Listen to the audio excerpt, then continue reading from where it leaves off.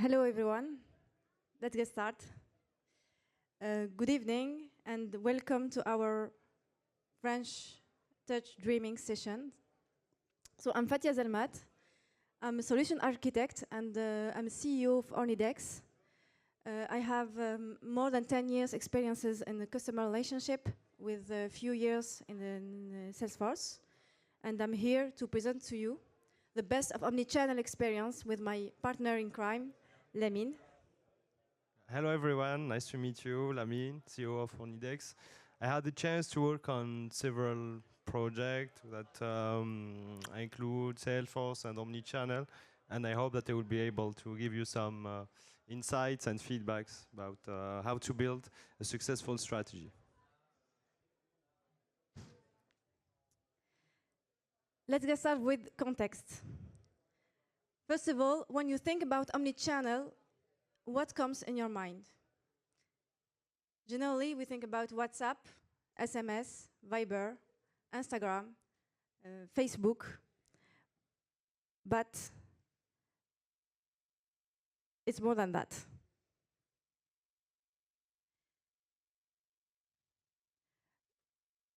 Let's have some brief of history.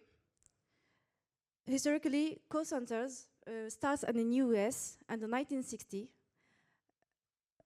due to the distance between the different states.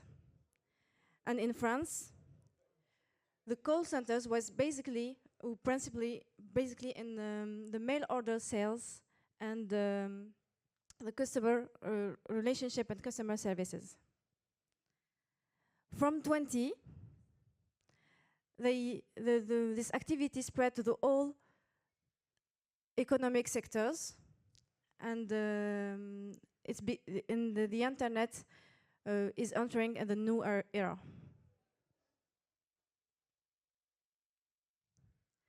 One of our definition of omnichannels is seamless, effortless, high-quality customer experiences that occur within and between contact channels.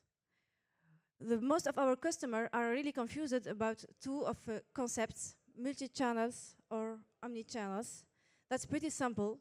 The multi-channels is when we put the channels regardless the experience, and the omnichannels is really the experience regardless of channels.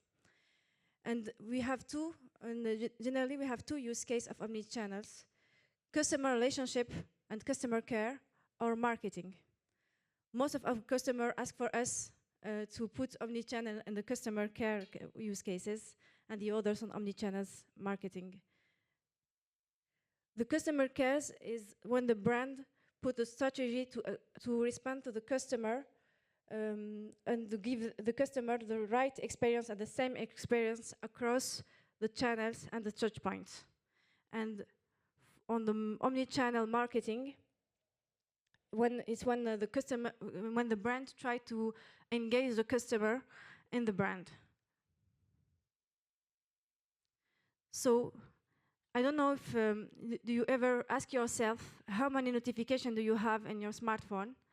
How many notifications do you have from the customer assistance, and how many from the marketing campaigns? And how the brand imagine when they should contact you, and which channels. That's the really challenge of the brand. Thanks you for this context, Fatia. Before tackling to how to build a strategy, first let's take a look to the common mistakes when building an omnichannel strategy. It's common mistakes that I personally faced in project, and going through the literature, it's basically the same mistakes that goes around. Okay, first of all, focusing on technology, innovation, and forgetting about the customer value. Okay, so the most important thing is the omnichannel should be driven by customer value and not technology. We're not looking for the best chatbot, not the best video quality, but how we can bring value through those channels. Okay. Secondly, Prioritization, it's not specific to Omnichannel, it's a common mistake on all projects, but specifically in this case, common mistakes is to struggle prioritizing and aligning the strategy with your build project, which ends up with spending a lot of money, with not much of the value, which is end up, of course, with a project not going so well. Third point, data quality and data-driven decision. There is two aspects. There is two main aspects in this topic. First of all, when I discuss with many customers about the omnichannel and how to put very insightful KPIs based on data, most of the time they think of intensity, number of calls, number of SMS, call duration, which is all right, you know, but it's not enough. What we are looking for is to have KPIs that gives you insight about how efficient it is. So we are speaking of the reach rate, how your channels are getting your reach with your customers, how are you going to convert your leads into clients, okay?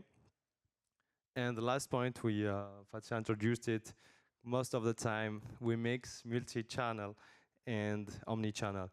Maybe I can give an example for you to understand. Let's take a business requirement. The question is, or the business need is, I need to add web chat channel to my website for my customers.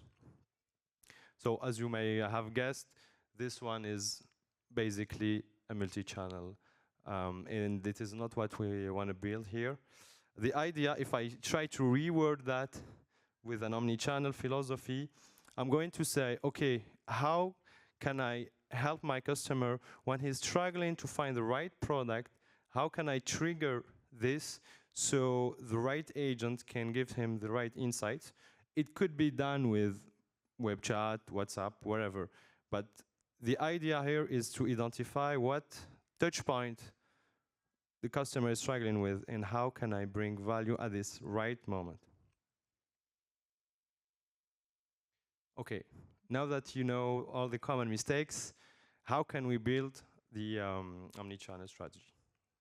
Okay, first of all, of course, when we start those kind of projects, we need to sell it, right? We need to convince the board, the sponsors, the managers that we're getting value of it. Okay. So first of all, loyalty. What you need to know is customers expect omnichannel. According to a report based on McKinsey research, 40% of customers perform sales or buy products and services through omnichannel. Okay, so if you are not on those channels, you are losing 40% of prospective market. Second point, the price. Most of the time we see contact centers as cost centers. Today, customers are willing to pay more for better services. There is a use case very famous with American Express. For the same product, they provided better services using omnichannel, and they raised the price, and customers were very happy to pay a higher price for the same product, but for another experience and service optimized. Of course, the two first benefits combined makes your profit rise, which should make happy your board. Fourth, another use case known with Walmart in 2006, I think. They use the omnichannel in order to improve and optimize their inventory. Basically, they just shared their stock status and inventory to their customers. They were one of the pioneers in the click and collect, as you may have experienced it, I guess. And using that, they were able to optimize the process of inventory. And as you may know, the inventory management, the most important cost is real estate. So you reduce real estate and you reduce, optimize basically your your inventory. Last point, of course, if you know really well your customer, you're able to trigger the right touch points and to give him the right information, the right communication at the right moment. You can propose additional product, cross-sell, upsell at the moment when it fits the customer needs. Okay. Of course, there could be many more benefits. These are simple examples, many of them, but of course, depending on your organization, your field, you could have much more benefits. Okay, once you have convinced your board, your manager team, your agent team on the importance of the omnichannel strategy, you need to keep in mind these key success factors, okay? First of all, it's a business project. It should be owned by business guys and not technical guys. The strategy should be owned by the very business people that will look for the value. Time to market, it's very important. It's more important to be able to deliver value quickly and to test it than to spend weeks and months thinking of strategy. Data-driven decision, already talked about that. And personalization. Customers expect you to send them personalized SMS, email, push notification, and not just random communication you send to thousands of customers. Okay? So, now what's the path idea here? What's the main steps that you can follow to build your strategy in order to be successful on your omni-channel project? First of all, the first thing you need to do is to map your customer journey and identify all the touch points with your customer. Okay, it's a very important step. And for each touch point, identify the value that you want to bring in. Recommend the product, help to customers struggling with use of services, for instance, and so on. There's many use cases. Secondly, the idea here is to take each touch point and to identify, determine which channel brings the more value, which channel will be able to perform well depending on the use case. In some use case, I will maybe use a chatbot. In some other use case, I will use voice channel. Maybe to give you an example regarding this two first step, I don't know if you know Conto, French unicorn that provides bank services, online bank services. I personally had an experience with Conto on a weekend. It's important to know that it was in a weekend. So I went through their workflow of account creation, entered my information, personal information, and so on. And then I was struggling entering my ID. I needed to scan my ID, didn't work. First time didn't work. Second time didn't work. And I had a chat message proposing me to maybe some help and some knowledge-based articles. I was okay. let's get back to it later, or maybe check with another bank. So I was going to drop out the process. 10 seconds later, an agent called me. He understood my problem, and he told me, okay, we have an issue with the scan. Could you please just send me a picture through WhatsApp or email? I will validate your process. So basically, by leveraging at the right moment, at the right touch point, the right information and the right support, they managed to avoid losing a client, because now I'm a client. So it's one use case that could show you how it is important and it is strong to have those kinds. Secondly, data regarding the decision. It's important at the step of the strategy building to identify the metrics. How can you measure that your strategy is good or not good? You need to define the metrics, the KPIs. It could be tricky because maybe you have several platforms. You have Salesforce, you have another platform for the voice, another platform for text and WhatsApp. So you need to merge all those data and to be able to have consolidated KPIs. So it could be tricky, but it's important at this step to identify all these issues. Next, security. Very important issue. Maybe you noticed, specifically with the Black Friday, we receive dozens of fraudulent SMS telling you, okay, just order, click here to ship your order, click here, pay €1 and your order will come, etc. So it's very important to ensure security for any breach possible through all your channels, but also for your customers, they expect you to provide them with completely secured channel. Next one, competition. It's important to benchmark yourself regarding your competition. Of course, the idea is not to copy-paste, because it never works. If you copy-paste just the strategy of your competition, it's not the same context, not the same use case, it will not work. But benchmarking yourself is good because your customers are doing it. I don't know if you experienced it, but me personally, I use a lot of apps. For instance, the food delivery, I use several apps and they compare between them. Okay, what's the better service? What's the better experience, and so on. So it's important to have this kind of comparison.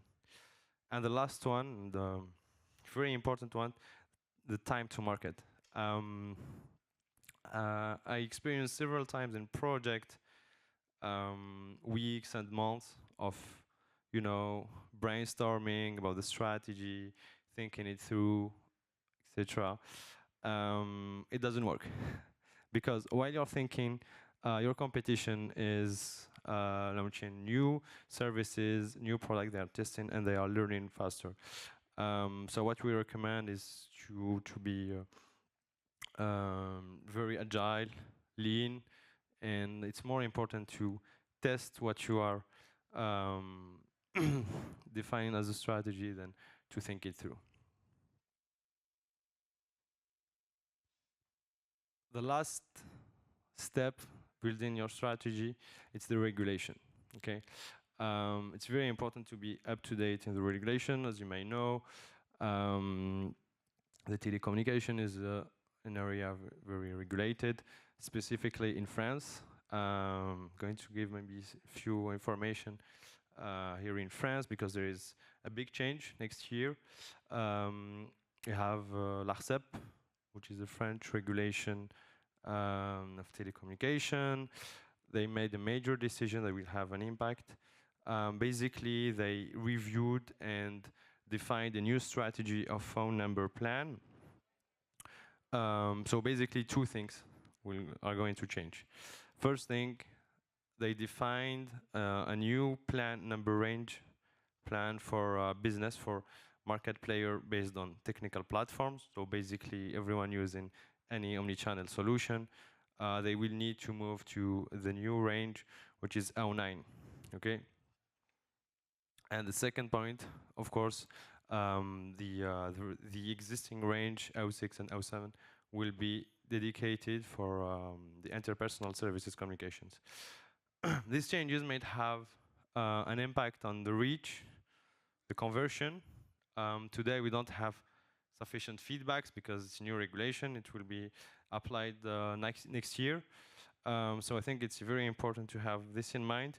If you have a contact center, customer service with different agents using phone numbers, mobile phone numbers, contacting customers or contacting leads, it's very important to think it through and to prepare your strategy regarding next year.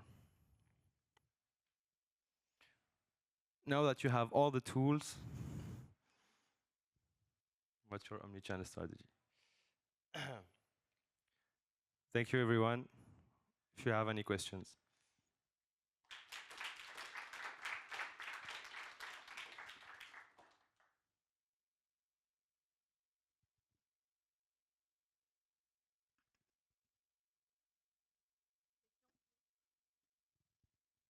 Everything is clear, I think. No question. Thank you. Thank you very much.